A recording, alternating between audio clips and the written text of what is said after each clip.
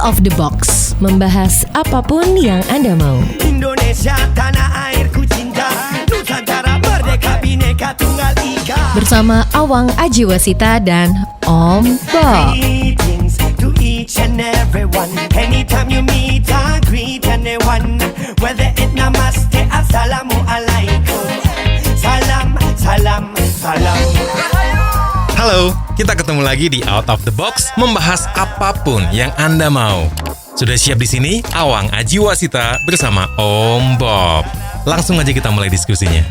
Om Bob, pemerintah Provinsi DKI Jakarta menganggarkan 177,4 miliar untuk gaji dan tunjangan anggota dewan pada tahun 2022. Ini artinya naik 26 miliar dari yang periode kemarin. Nah, kenaikan gaji di tengah pandemi ini menuai pro dan kontra. Menurut Om Bob gimana ini? Ya, kalau kita lihat itu kan kenaikannya itu kan kurang lebih 20% ya. Ya memang alasannya kan sudah 4 tahun kalau nggak salah tuh nggak ada kenaikan. Ya padahal ini pandemi kan. Pandemi itu hampir 2 tahun. Ya, semua lagi susah. Betul. Ya, semua lagi susah. Baik yang namanya pengusaha, baik yang namanya itu pegawai swasta, itu kan susah semua. Ya, pengusaha itu relatif selama 2 tahun itu usahanya jeblok. Ya, kalau masih ada itu ya perkembangan dari usaha itu udah minus ya. Jadi kalau biasanya misalnya 100%, nah kalau selama 2 tahun ini usaha itu cuman 20%, jadi minus 80%, ya. Mau tidak mau pengusaha itu juga terpaksa memikir otak, mengurangi gaji. Ada juga yang di PHK, ya. Sedangkan orang-orang karyawan swasta juga mengalami hal yang serupa, banyak yang di PHK, ya. Yang enak ya pegawai negeri. Pegawai negeri gajinya nggak dipotong. Juga anggota yang terhormat dari DPR ini kan nggak pernah dengar kita gajinya dipotong. Ya happy aja, situasinya nggak bagus, tetapi yang tidak dipotong gajinya ya enak-enak saja. Jadi ya seperti itulah. Tapi ada juga yang bilang nih Om Bob, yang naik itu bukan gajinya tapi tunjangannya. Gajinya mah tetap nggak naik. Itu gimana ini? Ya ini memang kita sistem dari pemerintahan penggajian itu kan memang dibagi gaji pokok, tunjangan A, tunjangan B, tunjangan C, macam-macam. Jadi seolah-olah itu terkesan gajinya kecil. Iya, karena yang ditulis GAJI gaji itu ya gaji pokok. Ya, jadi yang digembar-gembor ke itu kan gajinya kecil. Nah, kalau orang mikir ya, kalau kita teriak gaji kecil, kok masih mau bekerja? Ya kan? Masih mau menjabat. Nah, itu mestinya kan semangatnya, integritasnya untuk membela negara, berbakti, panggilan untuk berbuat sesuatu yang baik bagi negara itu kan jadi hebat sekali. Wong gajinya kecil aja mau kok, kan begitu. Jadi sebetulnya mengatakan gajinya kecil itu ya kalau orang marketing ya nggak salah, ya. Karena kan gaji kecil itu kan nggak ngomong kalau gaji pokok, tapi kan memang gaji kan. Kalau orang-orang marketing itu kan ngomong don't say the truth but don't be a liar. Jangan ngomong yang betul, tapi jangan bohong. Sekarang kalau anggota DPR atau pegawai negeri tanyain gajimu kecil apa besar? Kecil. Nah, kan nggak salah. Memang kan gaji pokoknya itu kecil. Nah ini yang sering-sering rakyat atau orang banyakan itu menjadi maklum. Waduh, ya betul lah gaji anggota DPR itu kecil ya. Manu dah ya, kasihan ya, gitu kan. Berjuang untuk rakyat kok gajinya kecil. Wah, dia nggak tahu kalau tunjangannya itu gede-gedean gitu.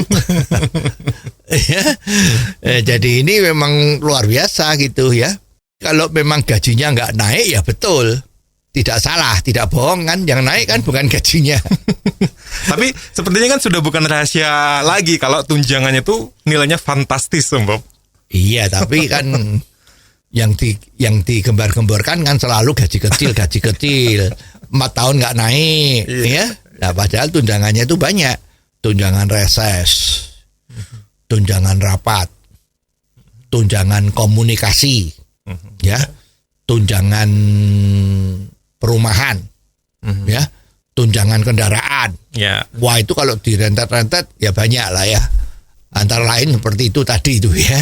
Jadi yang penting kan take home pay-nya, apa yang diterima sebagai tunjangan macam-macam itu kan take home pay-nya totalnya besar, ya. Kalau DPR pusat itu kan 1 tahunnya hampir 5 miliar. Wow. Ya, jadi sebulan tuh kurang lebih kan 400 juta lebih ya, 500 kurang lah ya, kira-kira per bulannya. Itu kalau DPR pusat. Wow. Ya, kalau DPR di Jakarta ya mestinya di bawah itulah, tapi nggak jauh lah ya. Ya, totalnya income per bulan itu ya lumayan. Ya, ini yang menjadikan pertanyaan. Nah, ini gajinya udah gede kok, kerjaannya kok sepertinya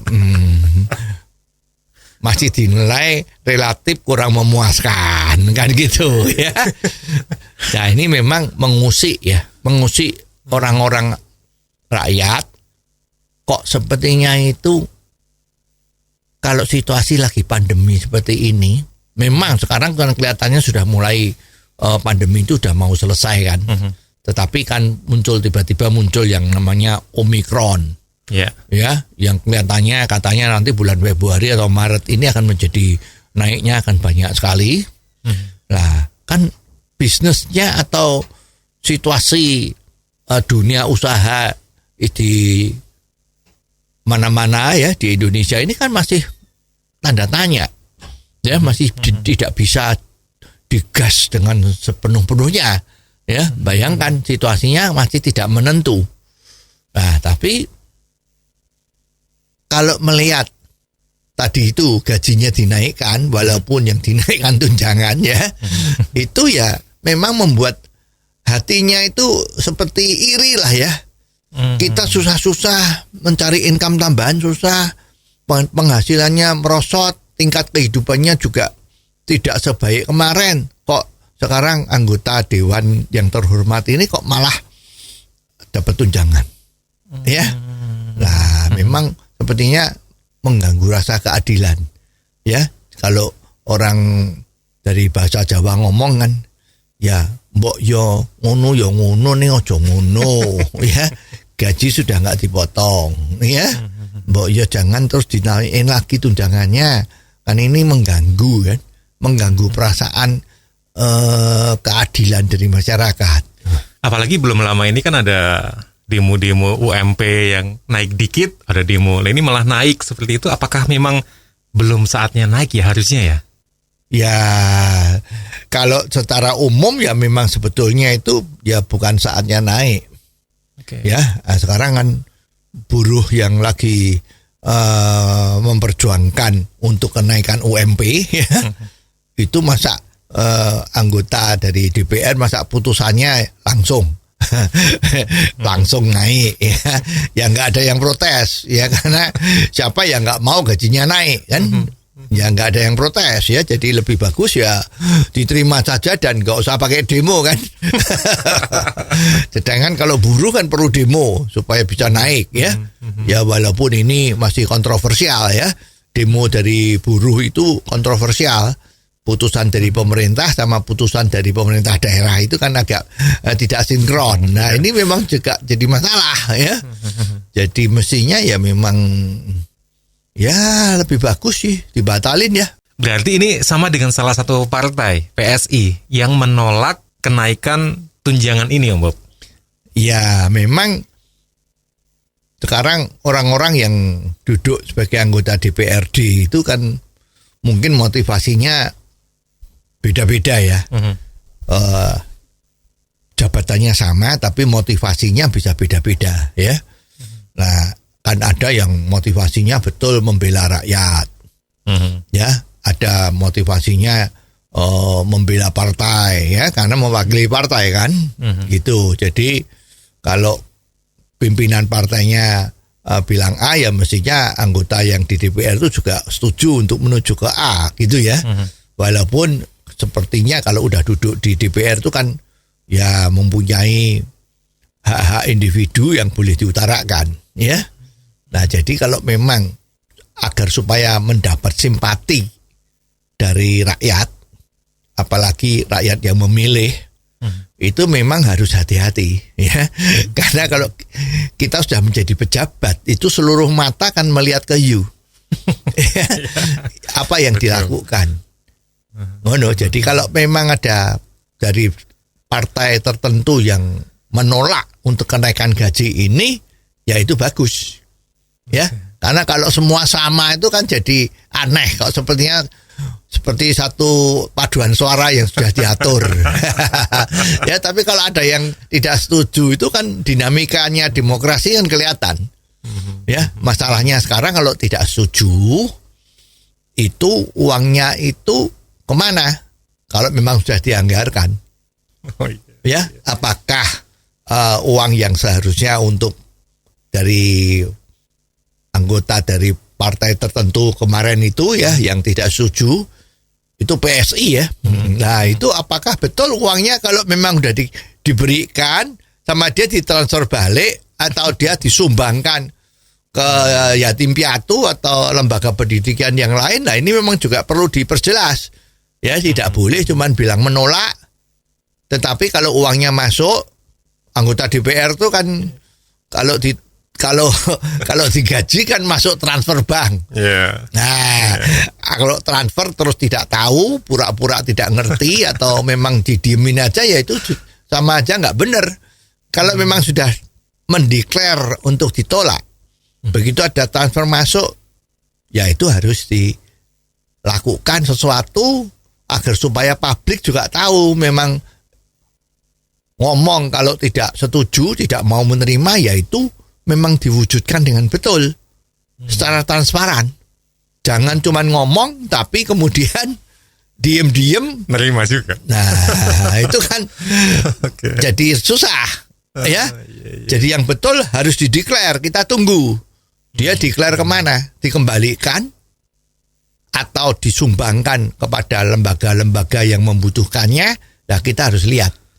Kalau memang ini terjadi seperti itu, ya kemungkinan ini bisa menggelitik anggota-anggota dari fraksi partai yang lain untuk bisa ditiru, dicontoh, ya supaya rakyat lebih simpatik. Oke. Kapan itu kan juga ada itu.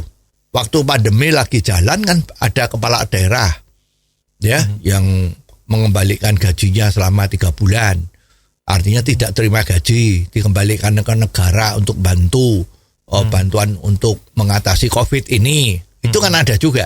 Ya, jadi memang sebetulnya gerakan-gerakan seperti ini ya memang perlu supaya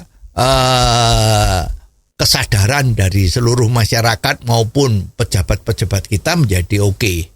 Kalau kita ngomong-ngomong tentang take home pay-nya dari anggota dewan yang terhormat ini yang kabarnya fantastis itu, Om Bob, rasanya udah gajinya gede kok ya masih ada aja oknum-oknum yang tetap melakukan korupsi ya.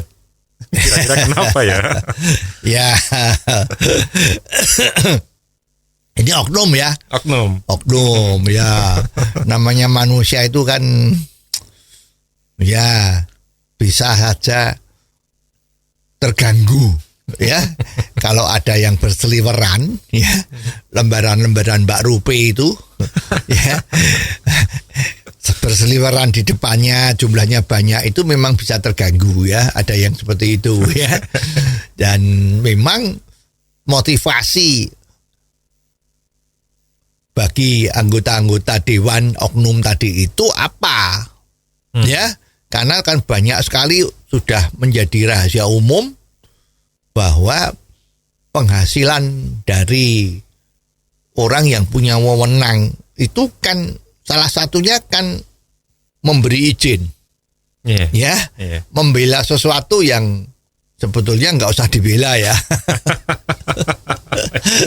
Ya, tapi kalau nggak dibela itu nggak selesai urusannya.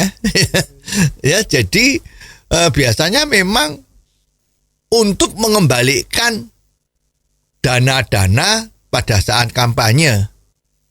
Ya, pada saat kampanye untuk menjadi anggota dewan itu kan cukup besar. Ya, kampanyenya ya, dan juga belum ada yang isu katakanlah misalnya itu ya, ada isu yang katanya harus menyetor kembali. Ya, misalnya ada itu juga, itu kan jadi harus dipikirkan. Dan kalau kita lihat juga ada yang, karena anggota dewan kan anggota yang hebat ya, terpandang. Jadi tingkat kehidupannya juga harus beda. Waktu jadi mahasiswa kan ya seadanya nggak apa-apa lah ya. Tapi kalau sudah jadi anggota dewan, ini kan namanya udah dewan. Ya, jadi penampilannya juga harus oke. Ya, semuanya harus oke. Itu kan biaya semua. Nah, kalau memang itu kan memerlukan dana yang gede. Nah, biasanya memang ya kalau pakai aji mumpung, mumpung sekarang punya kekuasaan, sekarang bisa mempengaruhi orang, ya kenapa tidak? Pengaruh-pengaruh yang bisa kita berikan itu menjadikan mesin ATM, ya. Gitu. Tapi hati-hati ya, asal jangan sampai ketahuan kan. Nah, tapi ya ternyata kalau dari track record yang ada di catatan KPK itu kan banyak sekali ya oknum-oknum yang ketangkap dalam proses jual beli izin macam-macam. Ya, jadi memang yang penting itu untuk menjadi anggota dewan yang terhormat itu sebetulnya harus dilihat orang itu memang punya integritas tinggi atau tidak. Jangan silau dengan tadi itu ya, uang yang berseliweran. Ya, bayangin ya, anggaran di Jakarta itu kan lebih dari 80 triliun, terbesar di Indonesia. Ya. Nah, ini kan kalau orang lihat itu kan hitung-hitungannya kan cepat. Berapa persen dari 80 triliun ini berarti berapa gitu kan. Itulah ya, siapa yang tidak tergoda kalau memang mentalnya itu bukan untuk rakyat, tapi untuk rakyat dan dirinya sendiri. Lah, itu ya, jadi memang paling penting integritasnya. Oke. Nah, kalau tadi tentang tunjangan anggota dewan yang naik, Om Bob, tapi di situasi-situasi seperti ini kira-kira ada contoh lain nggak ya? Sesuatu yang sepertinya kok tidak pas atau tidak mencerminkan keprihatinan kita atas situasi selama ini. Iya, kalau kita lihat itu kan ada itu, ya. Jadi ada pejabat atau kepala daerah itu yang mengadakan hajatan mantu. Ya, itu besar-besaran 3 hari 3 malam misalnya seperti itu ya. Terus situasi yang lagi pandemi seperti ini juga mengadakan acara hajatan yang memanggil orkes dangdut ya, sehingga semua ikut joget-joget dan sebagainya ya, dengan suara yang bising, dengan semua ikut rame-rame joget yang sempat viral itu kan. Nah, ini juga artinya menggelitik rasa prihatinnya rakyat. Atau juga ada yang oknum-oknum yang mendapat mobil dinas yang baru, misalnya ya. Jadi mobil dinas yang baru dan yang mewah, misalnya seperti ini. Lah, ini kan cuma mencerminkan bahwa oknum-oknum dari pejabat tadi itu kan tidak ikut prihatin dengan apa yang sedang terjadi di masyarakat. Ya, jadi memang ini harus menjadi sorot saja. Kita harus melihat saja dan menjadi sorotan. Ya, ini tidak sama dengan apa yang dilakukan, apa yang diderita oleh rakyat. Ya, mestinya itu ya jangan dilakukan terus. Tapi kalau kita lihat, Om Bob, take home pay atau gaji dan tunjangan anggota dewan tapi di negara lain, itu kira-kira apakah juga sama fantastisnya ya dengan Indonesia ya? Ya, sebetulnya kalau gaji anggota dewan di Indonesia itu cukup gede kok. Ya. Kalau dibandingkan dengan Singapura, memang kita sedikit lebih kecil ketimbang Singapura. Tetapi untuk dibandingkan dengan Australia, sepertinya hampir sama. Ya, tapi pendapatan per kapitanya Australia kan jauh lebih gede dari Indonesia. Betul, ya. Bayangin, sebetulnya gaji anggota dewan itu udah cukup bagus lah, ya, cukup gede. Ya, jadi sebetulnya ya nggak perlu lagi dipikirin untuk ditambah-tambah karena situasinya lagi seperti ini. Nah, celakanya itu kan biasanya kalau orang kerja itu mendapat kenaikan gaji atau mendapat bonus atau gratifikasi yang resmi ya, itu kan dari hasil prestasi kerjanya. Iya, betul. Ya, nah celakanya kan di anggota dewan tadi itu, ini juga berlaku sepertinya di mana-mana ya, nggak cuma di DKI ya. Itu kan tidak ada yang namanya KPI ya, KPI. Jadi artinya Key Performance Index. Oke. Ya, sekarang yang dikatakan DPR itu sudah bekerja dengan baik, itu apa? Ya, kalau itu ada, nah itu sudah dilaksanakan dan betul-betul baik enggak? Kalau memang dinilai baik, nah itu dapat tunjangan tambahan, ya semua orang happy, setuju saja. Toh ini uangnya juga uangnya rakyat kan. Kalau memang dia menunjukkan KPI-nya bagus, ya oke. Ya tapi kalau tidak, dia sakit. Rakyat sakit. Lah ini kerjanya nggak bagus kok, tunjangannya naik terus. Ini kan susah. Tapi gimana kalau ini akhirnya 4 tahun nggak naik-naik juga nih? Ya, kalau nanti memang kenaikan tunjangan itu sudah dikaitkan dengan prestasinya, Key Performance Index tadi itu, ya mestinya kan yang dilihat itu, memang you ada hasil kerja yang bagus enggak? Terbukti atau tidak?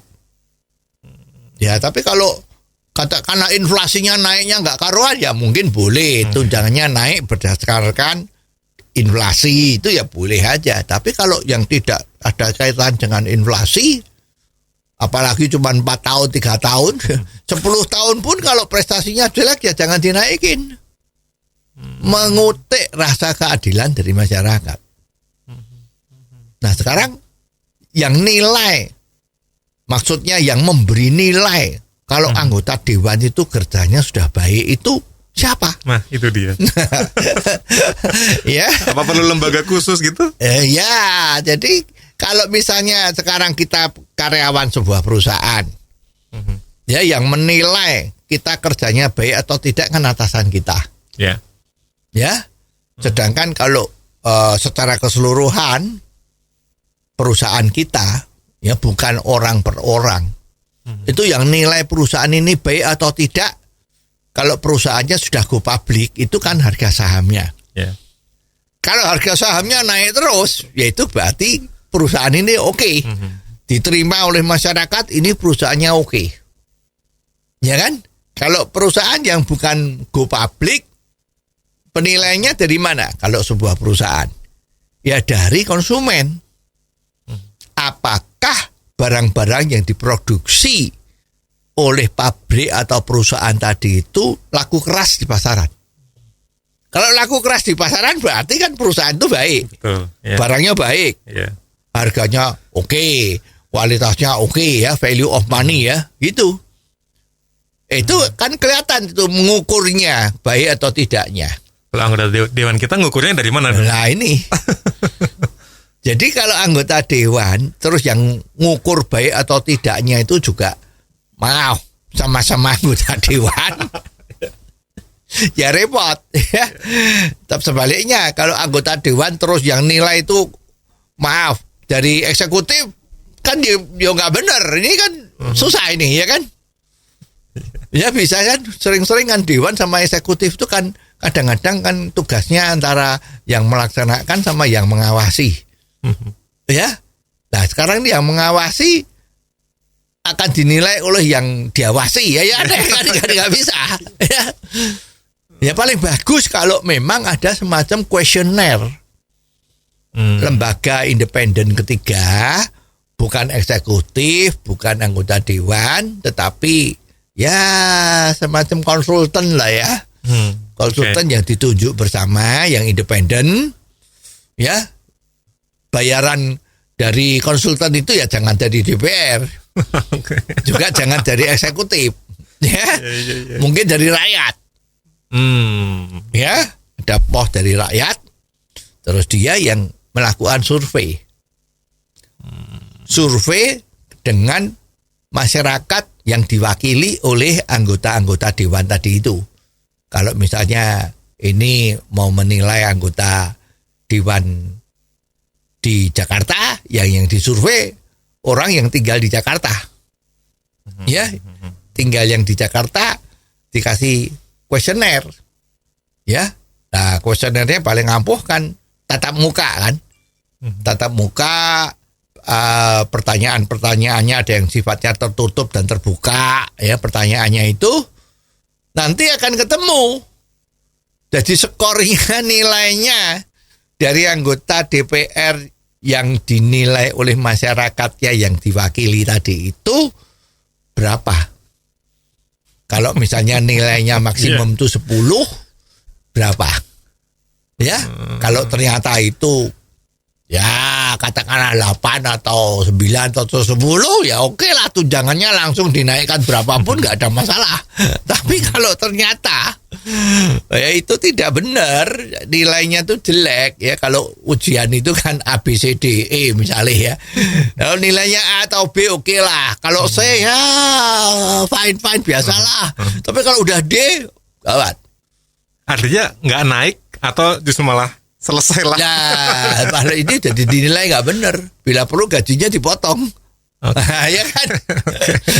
Nah, sehingga anggota-anggota dewan yang terhormat kita itu kerjanya betul. Ya, sekarang misalnya ada yang target 1 tahun menyelesaikan perda-perda itu, katakanlah ada 20. Akhir jabatannya setiap tahun itu kan, setiap tahun anggaran, ternyata nggak selesai, cuman selesai 10.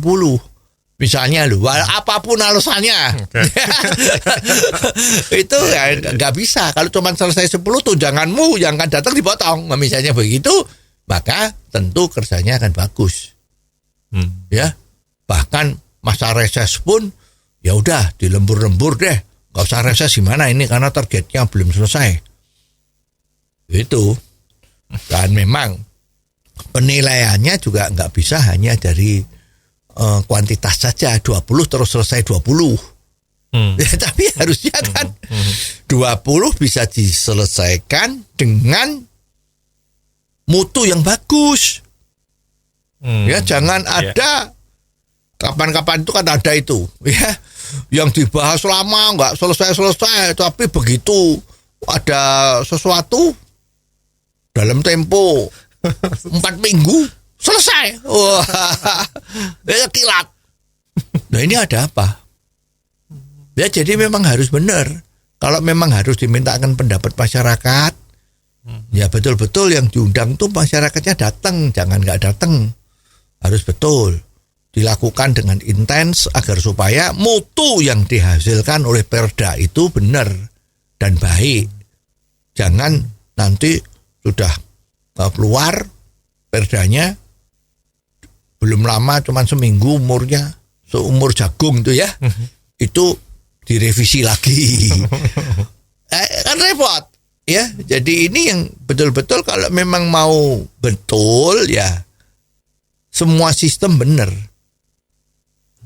Jangan kalau itu kan banyak yang ada di koran dan di televisi itu ya, kalau sedang rapat pleno, itu yang datang sedikit.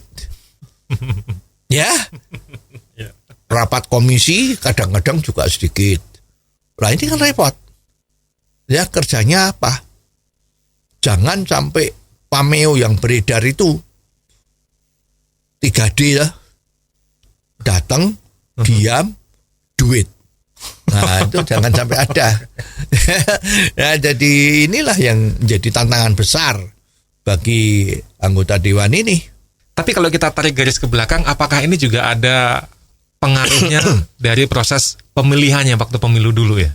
Salah pilih orang atau termakan janji-janji saja gitu? Ya, ini makanya kan kemarin itu kan ada yang ngomong ya, kalau pemilihan legislatif ini apakah sudah saatnya direview kembali? Ya, karena kadang-kadang orang yang tak dikenal ya tiba-tiba muncul jadi tokoh. Ya, istilahnya itu jadi bahasa awamnya itu karbitan.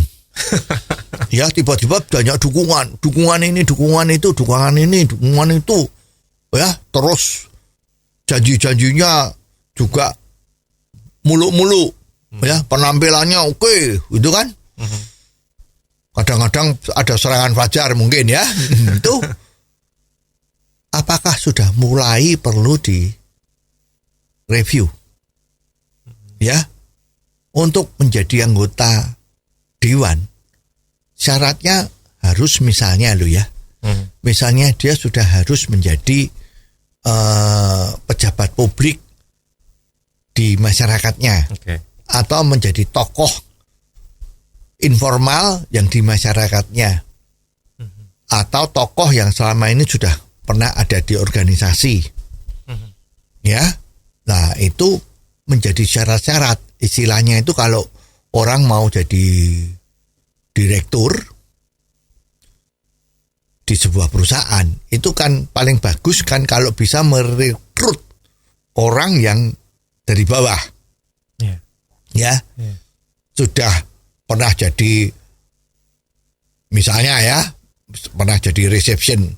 Nah, reception itu kan punya pengalaman menerima orang, menerima telepon, ya, melayani orang-orang luar maupun orang-orang dalam, ya. Setelah itu apakah dia setelah menjadi reception itu mungkin dia jadi supervisor, ya. Terus apakah dia sudah punya pengalaman menjadi kepala bagian, katakanlah ya, administrasi. Ya, kalau udah begitu, apakah dia punya kemampuan dan pengalaman jadi bagian keuangan? Ya, kalau udah seperti itu, apakah dia punya pengalaman dengan dipindah-pindah tugaskan, mutasi-mutasi itu menjadi kasir misalnya ya. Terus apakah dia pernah menjadi purchasing, pembelanjaan itu kalau mau beli barang ya. Apalagi apakah dia sudah pernah duduk sebagai kepala gudang. Nah, gudang itu kan sumbernya masuk keluarnya barang, ya. Betul. Nah, ini kan kadang-kadang gudang itu kan banyak tikusnya ya. Nah, ini ya bisa ngamankan nggak dari tikus, ya. Nah, setelah itu apakah dia bisa membantu di personalianya, ya, untuk memberi penilaian siapa pekerja yang baik, siapa yang kerja kurang baik, bagaimana meningkatkan mutu pekerjanya. Ini harusnya dari seperti itu. Kalau dia nanti jadi direktur atau wakil direktur atau jadi pimpinan, paling sedikit dia sudah menguasai, ngerti semua. Nah, perusahaan yang mempunyai orang yang seperti itu jadi pemimpinnya, biasanya perusahaan itu baik. Ya. Jadi sustainable. Jadi perusahaan ini akan kuat sekali, nggak akan jatuh. Oke, tapi kalau kita kaitkan dengan sistem pemerintahan tadi, Om Bob, apakah ini juga bisa diterapkan di sistem itu? Ya, sebetulnya kalau kita lihat itu dari militer ya, dari TNI maupun Polri itu kelihatannya, ini kan tadi namanya sistem merit ya, itu kelihatannya ada. Ya, kalau di tingkat kepolisian itu kan pada saat lulus dari pendidikan kepolisian, katakanlah kita mulai dari akademi kepolisian ya. kalau tentara akademi militer ya, ini akademi kepolisian. Itu kalau lulus kan biasanya dia jadi Kapolsek. Ya, polisi sektor. Ya, Kapolsek 2-3 tahun. Nanti dia kalau kelihatannya bagus, dia menjadi Kapolres atau polisi kota. Ya, kepala polisi kabupaten atau kepala polisi kota. Ya. Nah, kalau sudah begitu jenjangnya naik lagi, ya jadi macam-macam. Akhirnya bisa sampai Kapolri kan. Untuk militer juga seperti itu. Pertama kali kan ditempatkan misalnya di komandan Kodim, ya biasanya Kodim kan. Setelah Kodim nanti ada Korem. Ya, kalau sudah di Korem nanti ada lagi masuk di Kodam, ya, Kodam terus Mabes yuk banyak itu kan ada Kostrat, ya, kepala staf, ya, nanti Wadanjen atau apa macam-macam. Ini kan kelihatan betul. Jadi kalau orang udah jalan meritnya itu kelihatan. Ini kalau lulusan dan dia berapa tahun menjabat ini, berapa tahun kemudian menjabat itu, naik pangkatnya begini. Oh, ini akan jadi calon pemimpin kita. Pengalamannya bagus. Nah, sekarang untuk anggota dewan ini kita harus mikir juga siapa yang boleh duduk di dewan. Kalau dari masyarakat syaratnya apa? Nah, ini sebetulnya pada saat kampanye orang yang kepengen duduk sebagai anggota dewan itu ya harus mengkampanyekan dirinya bahwa dia itu dulu apa, dulu pernah apa. Ya, sehingga rakyat yang milih itu tahu, oh ini punya pengalaman ini. Dan undang-undang juga harusnya ketat. Bagi yang sudah pernah kena urusan kriminal, ya kan, itu maka tidak boleh mencalonkan diri. Nah, misalnya begitu kan. Itu ada yang namanya KPU apa itu kan, Komisi Pemilihan Umum itu juga. Kalau ini sudah pernah terlibat kriminal, nah itu nggak boleh. Ya, karena supaya dapat orang-orang yang track recordnya bagus. Ya, jadi orang harus mengkampanyekan diri siapa kamu. Berarti istilahnya tak kenal maka tak sayang ya. Ya. Okay. Jadi waktu mengkampanyekan itu kan juga nggak boleh bohong. Iya. Ya, kalau dia bohong, ya otomatis bila perlu didis. Iya. Tidak boleh dipilih, digugurkan sebagai calon. Apalagi kalau memang tidak boleh pakai money politik. Begitu ada money politik, ya dia didis langsung. Nggak boleh ikut. Itu akan baik. Karena banyak sekali anggota dewan, oknum ya, yang merasa kalau, waduh ini untuk menjadi anggota dewan ini investnya udah gede nih, kapan kembalinya? Ya, gajinya berapa sepanjang 5 tahun ini, dapatnya berapa gitu kan. Kalau nggak ada penghasilan lain ya, wah ini jadi repot, jadi harus kembali nih duitnya lah. Motivasinya kan projo-projo, nama dapat, uang juga dapat, motivasinya seperti itu. Padahal anggota dewan itu mestinya motivasinya betul-betul membantu rakyat, mengawasi agar supaya eksekutif itu kerjanya baik. Kalau bohong, ya udah harus dicoret. Nah, sekarang kan ini ada contoh ini Djokovic tuh, pemain tenis dunia yang sekarang lagi bertanding di Australia Open ya. Dia kan juara bertahan dan Grand Slam-nya dia itu udah luar biasa.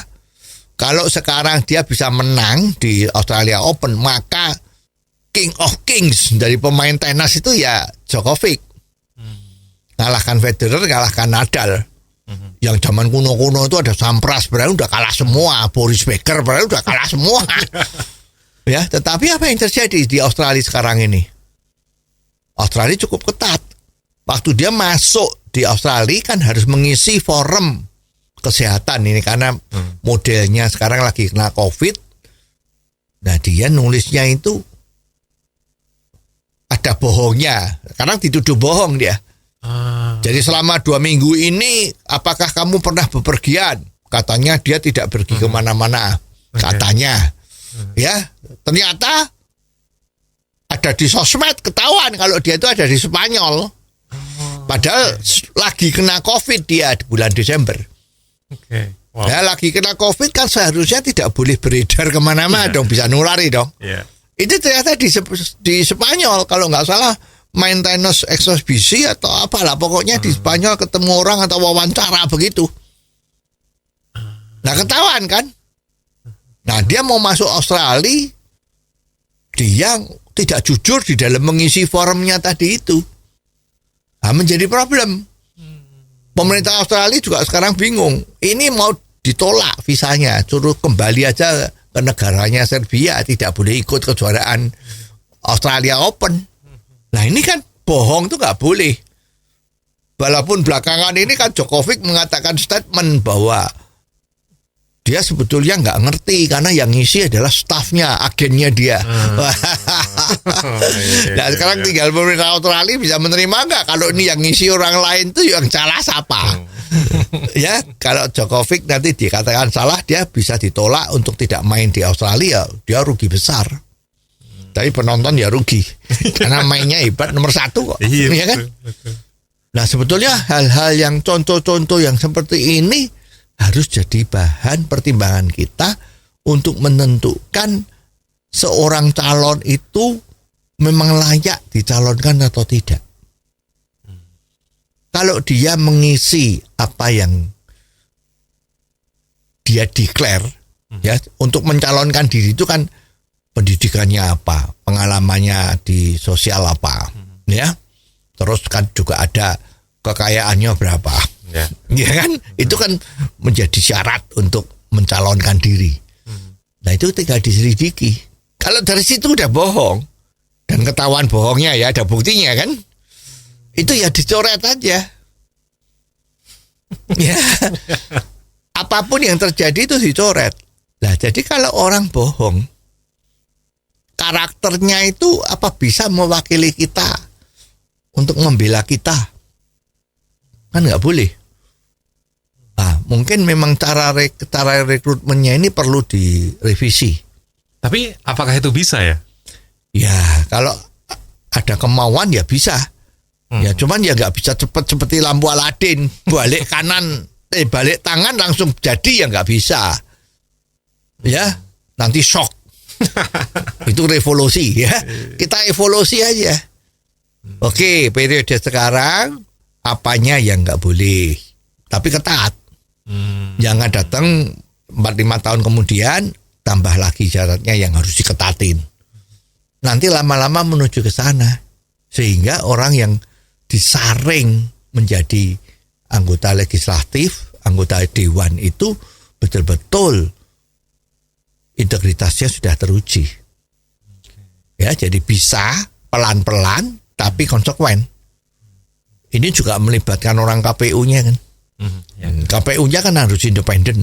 Oh iya, jangan KPU-nya jebulnya ada orang-orang dari partai-partai tertentu. Lah itu juga repot. Ya, jadi semua secara keseluruhan harus betul-betul diamati, dan memang masyarakat juga harus menjadi wasit. Masyarakat menjadi wasit, memberitahu pada pengawas. Nah, kembali ke sistemnya. Masyarakat kalau lapor itu kan jadi saksi. Ya saksi itu jangan jadi terdakwa, dianggap menfitnah, macam-macam. Dilindungi. Jadi kalau semua sistemnya udah betul, ya kok yakin ya anggota dewan yang terpilih nanti akan menjadi bagus. Oke. Well, menarik banget diskusi kita kali ini. Tapi akhirnya waktu juga yang memisahkan kita ya. Kita akan selesai sampai di sini. Terima kasih untuk kebersamaan Anda. Jangan lupa kalau Anda punya komentar, silakan dikirim melalui WhatsApp ke 0878 55907788. Jangan Anda lewatkan Out of the Box versi singkat atau pendek dalam program Underline yang setiap hari disiarkan di radio kesayangan Anda ini. Anda juga bisa mengikuti Out of the Box melalui indotv.live. Sampai ketemu di episode selanjutnya di Out of the Box, membahas apapun yang Anda mau. Awang Ajiwasita bersama Om Bob. Out of the Box, membahas apapun yang Anda mau.